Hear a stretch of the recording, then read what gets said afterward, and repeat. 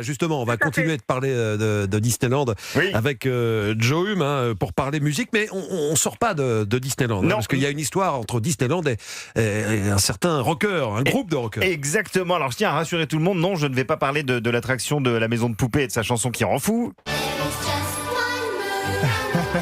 Ah ouais, non. It's a small world. It's a small world, voilà, chanson écrite à la demande de Walt Disney en personne en 63 par Bob et Richard Sherman, artistes de la maison, et qui a le don de rendre quand même un peu zinzin 90% des parents qui se forcent à accompagner leurs enfants dans ce que Disney a le culot d'appeler la croisière la plus joyeuse du monde. Bon, il y a un petit peu de vécu dans tout ça, pardonnez-moi. Ça se sent. Ça se sent un peu.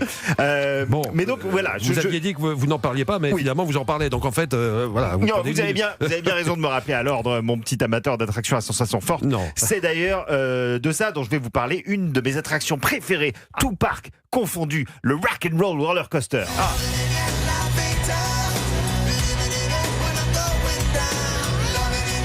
66 mètres de catapultage pour une accélération de 0 à plus de 90 km/h en 2 secondes, et c'est parti pour une virée mémorable de plus d'1,3 km dans une limousine géante au son du groupe Aerosmith, dont une sélection de chansons rythmait le circuit, diffusé par plus de 900 enceintes réparties directement sur les dossiers et sous les sièges sur lesquels vous vous trouviez. Mais avant de monter en voiture, le Rock'n'Roll Roller Coaster, on en parlait tout à l'heure à Disneyland Paris, c'était déjà s'immerger dans un univers unique.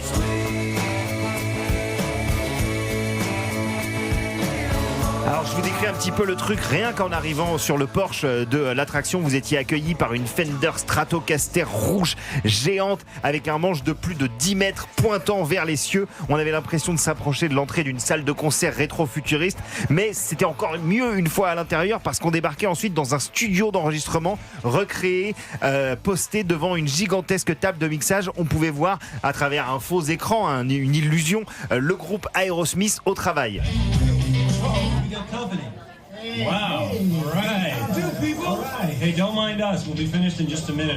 Bon, clairement, les mecs d'Aerosmith, ils jouent la comédie comme moi je fais les saltos arrière, c'est-à-dire comme des pieds, mais ça avait un charme de les voir nous proposer d'écouter leurs chansons et puis ensuite de grimper dans leur limousine blanche pour aller donner un concert je ne sais où. Vous dites ça, vous en parlez au passé. Ne me jetez pas de tomates. Je ne suis jamais allé à Disneyland. Incroyable, vous n'avez pas cette culture. J'ai jamais eu l'occasion encore.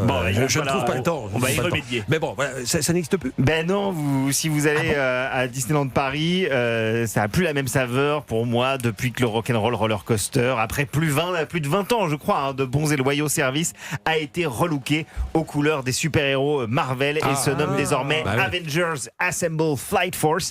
Alors, la fermeture du Rock'n'Roll Roller Coaster, l'échec monumental du Hard Rock Park, qui a ouvert durant à peine un an en Caroline du Sud, et la fermeture récente du mythique Hollywood Rip Ride Rocket, où vous pouviez vous-même choisir la musique qui vous accompagnait pendant votre circuit. L'histoire d'amour entre le rock et les parcs d'attractions semble bel et bien terminée. Mais bon, tout ça ne gâche en rien le souvenir, parce que les parcs d'attractions, c'est créer des souvenirs effectivement, et chaque ride dans le Rock'n'Roll Roller Coaster, moi je m'en souviens, ça faisait vibrer la corde sensible des fans de rock tels que moi. Merci Joe. Vous êtes retourné quand même à Disneyland? Ça fait un petit moment que j'y suis pas retourné, mais il y a une petite pression familiale qui s'opère actuellement. J'ai compris. Et qui fait que je pense qu'avant, peut-être le prochain Halloween, on va aller faire un tour quand même. Ça vient souvent des enfants d'ailleurs, je pense. Non, pas que. Non, des ados, des adultes. Oui, mais dans une famille avec enfants, en général, c'est peut-être les enfants qui sont demandeurs. Exactement, parce qu'on leur fait regarder les dessins animés, les licences des films Disney, et donc les gens ils viennent. Mais ce qui est fou, c'est qu'aujourd'hui, même les parcs sans licence continuent à très très bien fonctionner. On pourra peut-être évoquer quelques parcs régionaux qui fonctionnent vraiment très bien dans notre hexagone. On note ça effectivement dans la liste des sujets qu'on va aborder avec vous avant midi. Maxime Gagny, on continue.